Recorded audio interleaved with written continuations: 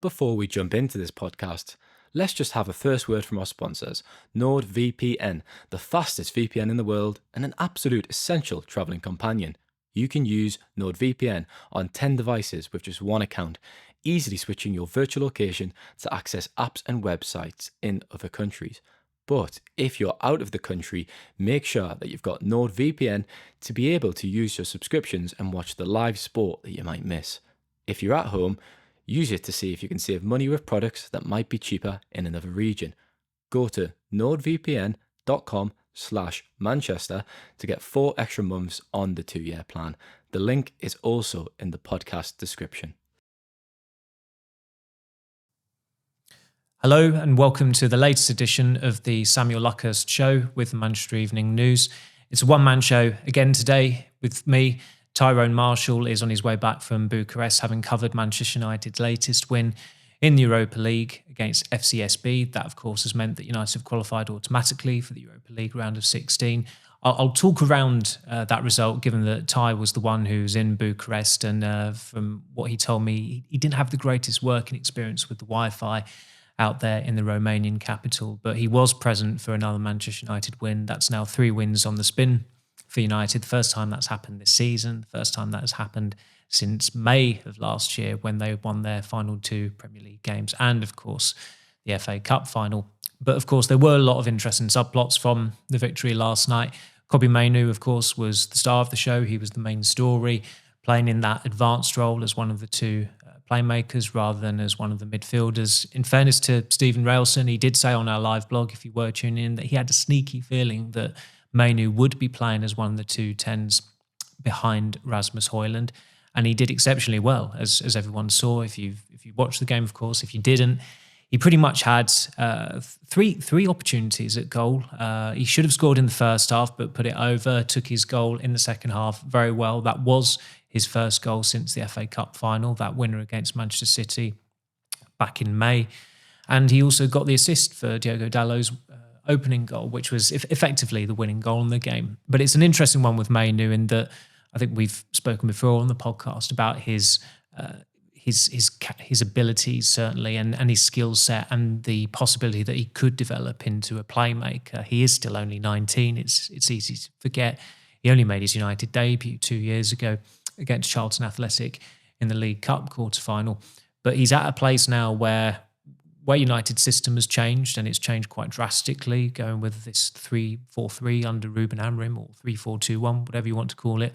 You've seen so far this season, a lot of players are jarring with his formation, and I think a lot of players' cards are marked. Casemiro is one example of that, but there are many other examples, and we'll get onto him momentarily. But again, another name drop for Ty here. He did say at the start of the season when United were particularly struggling that Mainoo was often at the scene of the crime, meaning that when United were getting caught out, whether it be gifting the opposition chances or giving goals away, that Mainoo was a little bit off the pace or his positioning was slightly awry. And you go back to last season when he got his first goals for United, it's pretty much around this time, Newport County away in January and then Wolves at the start of February. Those were his first 2 starts with Casemiro, and it was the first time he had a proper defensive midfielder next to him.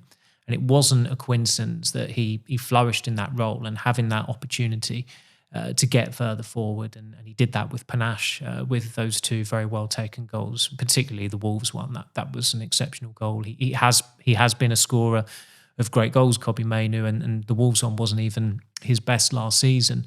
But there were some signs then, and he was still only 18 at the time, that he could develop and flourish into a playmaker. And he's got that opportunity now where Ruben Amorim, in a very articulate way last night, he said that Mainoo was struggling defensively. And you certainly saw that against Liverpool this season in the September defeat, but also Liverpool last season when Mainoo played really, really well in the FA Cup quarter-final win. He came off late on in that game, but he really excelled. He'd given a great account of himself. But that day, had United not gone through, there was that screenshot of that yawning chasm between the midfield and the defence where United didn't have any security, where there was no balance in the team because they didn't have a proper number 6 or certainly a modern number 6 defensive midfielder, where Casemiro has been on his last legs for, it feels like the past 18 months or so. And now United have got someone who's a lot more mobile in Manuel Ugarte, who ironically, I suppose, didn't start last night. So it was different. It was a different position for Mainoo anyway. But Mainoo this season, when certainly at the start of it, he did look far too fatigued, having played for England at the European Championship. Mentally, physically, it was a taxing first 12 months of proper football for him. And he has had a couple of quite major injury setbacks. Certainly, you go back 2 years ago, he got injured for United's running. Then he had that really ill-timed injury during the pre-season tour that kept him out. There was the other injury as well this season, I think back in October, when he was sidelined for 8 weeks from October until Amram came in late November.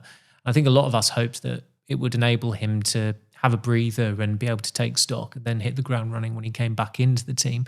And it's not quite worked out that way. Last night was only his 9th start in 18 under Ruben Amorim, who clearly, if that wasn't a giveaway, has had reservations about Mainoo and how he fits into United's side. But all of a sudden, he's not happened upon, I think that's too unfair because there's clear strategy behind it. But he's trialled him in this different role. It went very well last night. Mainoo was possibly United's man of the match. I think from start to finish, the most consistent performer was probably Lisandro Martinez. Even though he came off, he was rested in the second half, which again is a reflection of how important he is to United at the moment. But seeing Mainoo thrive in that role really isn't a surprise. I've always thought he reminds me of Andres Iniesta, who, of course, with Barcelona and Spain, started out as a midfielder. But if you look at Spain's 3 triumphant finals between 2008 and 2012, he played as an attacker in all 3 of them. I think in the Euro 2012 final, Spain thrashed Italy without even having a striker on the pitch at the start of the game. Fernando Torres, I think, if memory serves correctly, came on and got a couple of goals just to add gloss to that result. But Iniesta was seen as an attacker then, and he developed into that role at Barcelona as well. And there's mitigation behind that era in Spanish football, in that Spain were just teeming with great world-class midfielders. That was beyond the Catalan clan of Xavi, Iniesta, and Sergio Busquets. You had Xabi Alonso, Cesc Fabregas, Javier Martinez coming through at Athletic Bilbao. Before them as well, in the Euro 2008 final, Marcos Senna was a really important player for Spain when they won that tournament under Luis Aragonés. So that enabled Iniesta to have more of an attacking license and play further forward. And I think overall he was a better footballer than Xavi, which is no mean feat, I think it's safe to say. But it's down to coaches like Aragonés, then Pep Guardiola, then Vicente Del Bosque, that they were able to not just have those 2 players in the team, because that was easy, they were both midfielders, but they actually added a string, or added more strings to the bows of one of them in the case of Iniesta, who as well scored that winner for Spain in the World Cup final against Netherlands in 2010. But the way Iniesta carries the ball, and Iniesta wasn't a particularly quick player, and I don't think Kobbie Mainoo is a particularly quick player either, but that confidence on the ball and that eye for goal and important goals as well, and Mainoo has scored some extremely important goals already for United. There are some similarities there. A friend mentioned last night Clarence Seedorf as another one, and Seedorf, again, one of the best midfielders of his generation, but he could play in a more advanced role. He would you look at it on paper and you think, well, there's Seedorf, the midfielder, but you knew that he could be the playmaker in that team. A little bit like Andrea Pirlo, but I think Seedorf had more athleticism and more dynamism. He was a very different player to Pirlo. So that bodes very well for Kobbie Mainoo. What also bodes well for United is that they have got 3 midweeks in February, which is not necessarily what we want, because we want as many games as possible. And 2 years ago, we had 8 games in 26 days in a manic February that United managed phenomenally well, winning 6 of them, drawing the other 2, knocking out Barcelona, winning the League Cup in the final against Newcastle. But it's going to be 5 games in a pretty sparse February now, 3 midweeks for Ruben Amorim, which he has been banging on about, saying how important it is. He's got those 3 midweeks. He doesn't need to point out, I don't need to point out that United's best performances under him have come when they've had long time to prepare for those games. They had 6 days between Newcastle, which felt like a bit of a seasonal nadir, and then going to Liverpool and playing really well at Anfield. And then it was a week between Anfield and the Emirates Stadium, where they got past Arsenal and progressed to the 4th round of the FA Cup. And did so in a very, very commendable way, given that they were down to 10 men for the majority of that contest. So the United's fixture list next month now reads, starting on Sunday, Palace at home, then Leicester at home 5 days later. That's a Friday night game in the FA Cup. Then it's Tottenham away the following Sunday, then another Sunday game, I believe, away to Everton, what could be their final match at Goodison Park, and then it ends with a midweek match at home to Ipswich Town. And as far as the Europa League is concerned, there are only, because of this new ridiculous format that they've got, there are only 4 teams that United can draw in the round of 16 ties in March. I believe off the top of my head, they're Real Sociedad, AZ Alkmaar, Galatasaray and FC Midtjylland. And of course, United have played all 4 of those teams in relatively recent years. Midtjylland under Louis van Gaal. Sociedad they played under David Moyes in his only season, I should say, and in Erik ten Hag's first season when they lost them and beat them in the Champions League group stage. Galatasaray is very vivid, very fresh in the memory from 2 rip-roaring matches in Manchester and Istanbul last season. United were in Istanbul, albeit on the Asian side, to play Fenerbahce only 3 months ago, I think it was now. Yes, it was late October. And the final one of those teams that they could draw, AZ Alkmaar, United actually didn't play them at Alkmaar's home ground. They played them at Den Haag's ground in The Hague in the Netherlands. That was a truly dire and forgettable 0-0 draw. A colleague actually decided to, didn't decide to. Unfortunately for him, he got his wires crossed with the ground change, and he got his Uber driver to take him to a different stadium, and then he ended up arriving about 20 or 25 minutes into the game. But fortunately, he didn't miss much, and he could have arrived in the 85th minute and he wouldn't have missed anything whatsoever from that ball draw, that 0-0. Some other subplots, I suppose, from the game in Bucharest that segue nicely into the upcoming dreaded day that is deadline day. Tyrone Marshall, he was substituted at half-time for the 4th time in 5 starts. He was booked as well, of course, in the first half, so that probably had a bearing on why he came off. But really, I think his race is run now at United. They want to sign Patrick Dorgu. They're still in discussions to do that. They were hopeful of maybe arranging a private jet to bring Dorgu over from Lecce to Manchester on Thursday. That's not materialised, but I still think there's general confidence that deal will get done. And of course, if a left-back comes in, a left-back has to go, and it's not going to be Luke Shaw because he's still sidelined at the moment. It'll be interesting to see if he's anywhere near the squad on Sunday now that he's back in full training.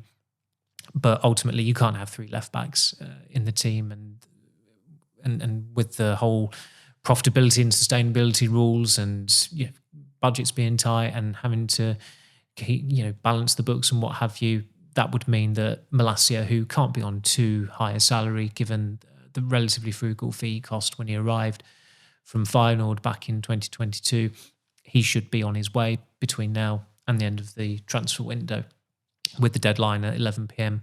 on Monday. I think United only paid something like, it was maybe a fee rising to just over £14 million for Malacia. So he's out of contract next year. He's not going to be worth a great deal in the summer unless his value really shoots up during a loan spell or a probable loan spell. But whatever the case there, it shouldn't be too difficult to get him off the books permanently in the summer, and that's something that United have to prepare for now. Really, if as soon as this transfer window closes, there are people at the club who will certainly be getting ready for the summer transfer window in terms of finalising shortlists and deciding on which players don't have much of a future left at Old Trafford. There'll be a bit more on, I'm not too sure what time this podcast will be going out at, but certainly the embargoed section of the press conference will be released at 1:30 UK time. So there'll be a lot more on certain transfer tittle-tattle from what Ty has told me after my colleague spoke to Ruben Amorim in Bucharest. So sticking with the transfer window, a couple of other developments, if you like, or minor developments. Barcelona is certainly of interest to Marcus Rashford, and Marcus Rashford is of interest to Barcelona.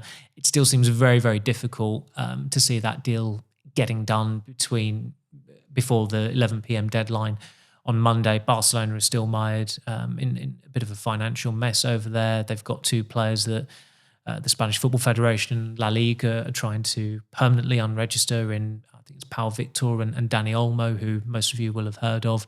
They are currently allowed to play. They've been granted permission pending the outcome of a final definitive decision on whether Barcelona should be allowed to register them. Barcelona only registered them for the first half of the season because they were struggling to comply with the league's salary cap rules. So United aren't just the only big club having financial issues in terms of balancing the books, and Barcelona have been a bit of a basket case for quite some time now. I remember Ed Woodward telling us in fact, just over 5 years ago it would have been, to watch this space really as far as Barcelona's off-the-pitch matters are concerned. It's been quite an eventful time in that club's history, but Rashford is of interest to them. From what I'm told, there is a little bit of a budget possibly to do something with Rashford.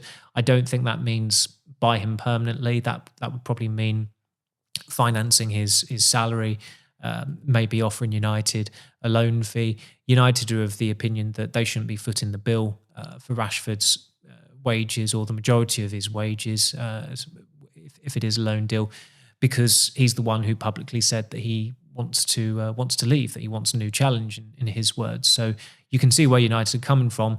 But of course, there have been some twists and turns, and with what Ruben Amorim said about Rashford last week, and that he would prefer to play 63-year-old goalkeeping coach George Vital over Rashford or any other player that's not given the maximum in training. Immediately you think, well, United's bargaining hand is somewhat weakened there because the coach is just clearly desperate to get him out. Since then, Amorim has rode back a little bit what he said about Rashford. If you watched or read the comments that he told colleagues in midweek before the game against FCSB, he said how United are a better team with Rashford, of course, but he has to change. And I don't think anyone at the club would necessarily disagree with what Amorim is saying there, but he certainly softened his stance from Sunday. His post-match press conferences are becoming, goodness knows what he'll say this weekend, because it's been box office in recent weeks. He's warned us before, he is an emotional man. He is blunt as well. And certainly on those two occasions, talking about United being possibly the worst team in the club's history, and a goalkeeping coach being worthy of a place on his bench than Rashford, that they were emotionally charged quotes, and certainly raw quotes that I think in future he may be leaving it until the dust has settled to say anything. But you're certainly not going to get any complaints from the majority of us in those press conferences when he's given us great copy, unless he was to ever cross a line that he's not veered anywhere near towards so far. Another player who I'd mentioned earlier briefly, Casemiro. United have engaged a number of intermediaries, agents, to try and find a taker for him. As simply put as that. Casemiro's stock at the moment is really, really low. It's a shame because he's been a great player. He's the most garnered player in that Manchester United squad. But look how his past 18 months have gone, and it's not getting any better. I think some colleagues spoke to him in the mix zone earlier in the season. He was quite bullish, and he was enjoying a new lease of life under Ruud van Nistelrooy, might have been, which wasn't a surprise because you might have noticed where Mitchell van der Gaag left and Van Nistelrooy came in. Mitchell van der Gaag, who played in Portugal, Van der Gaag, of course, was Erik ten Hag's assistant. Where he played in Portugal, and he has a Portuguese wife, he is fluent in Portuguese. So he was the buffer really between Casemiro and Ten Hag, because Casemiro still doesn't speak English fluently.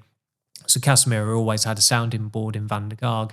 After Van der Gaag left, Van Nistelrooy came in, and of course Van Nistelrooy speaks fluent Spanish from his time in the country, having played for Real Madrid and then Malaga.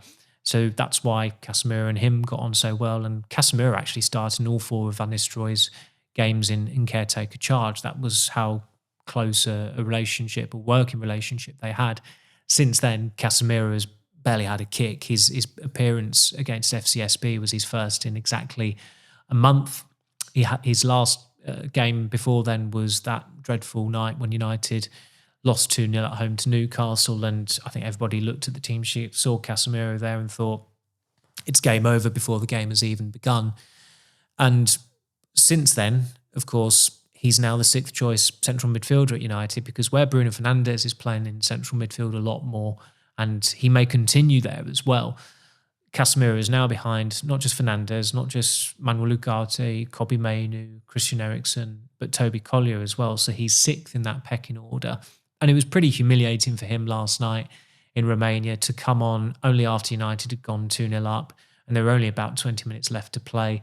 I don't know if anybody has noticed, perhaps. It may not have been a recent development, but his Instagram post from the game, he has limited the comments. It seems like it's just people he follows who can comment, which again is quite telling as to where a player is at with confidence-wise, because I don't think Casemiro has done that very often. And players from his generation, normally criticism is water off a duck's back, but his wife was sticking up for him earlier this season, and as Harry Maguire's mother was sticking up for him last season. And sometimes when your other half or your mother are sticking their oar in or trying to defend their loved one, it's also not a good look. So it's not a great time for Casemiro, but the problem United have got here is that where they spent £60 million for him when they signed him from Real Madrid in August 2022, the cost of a player is of course spread across their contract. So £60 million on a 4-year contract, that's £20 million per year. This is the amortization that is becoming the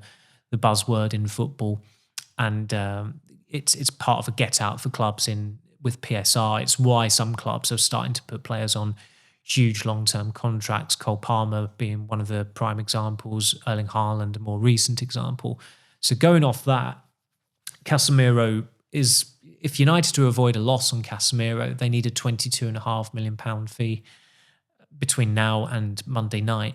Now, I think the chances of that happening are, it's almost like the Oppenheimer test when Oppenheimer says to General Groves that chances of igniting the atmosphere and destroying the world are near zero. And it feels like the chances of United getting that fee for Casemiro are also at near zero. So if there's a taker out there who's going to pay that for Casemiro, United will be absolutely beside themselves and they will snap their hand off. But even Saudi Pro League clubs seem to have got wise to the act. And it seems like also that United are the only club that have had any dealings with Saudi clubs and not got much of a fee for them whatsoever. So that's not ideal. But that said, Casemiro is a body. He offers cover there. It's not great for him to be reduced to that role when he was such an integral player for Real Madrid, winning 4 Champions Leagues or whatever it was.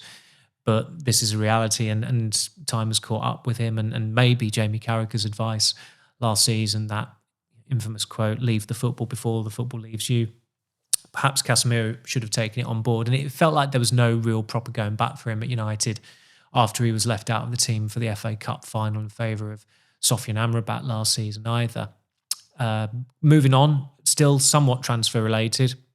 I was told this week that Joel Glazer is still surprisingly involved in the day-to-day running of United.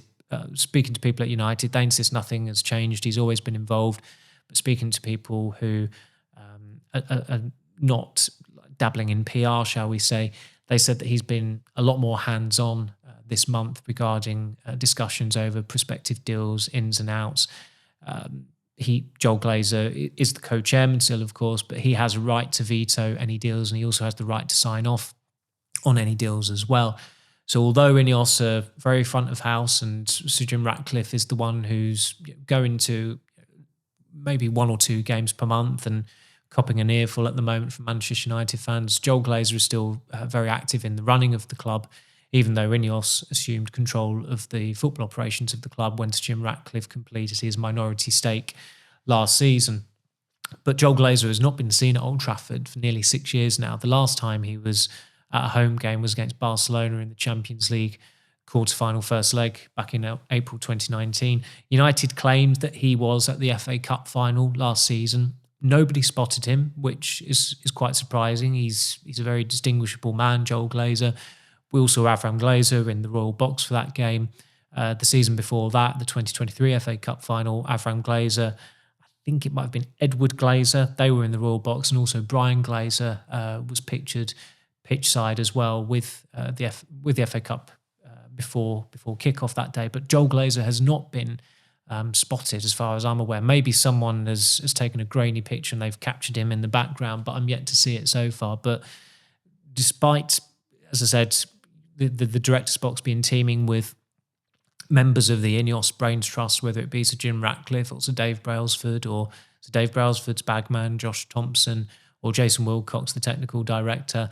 And I don't think a Glazer has been at Old Trafford since the first game of the season. I believe Avram Glazer was in attendance for the Fulham game.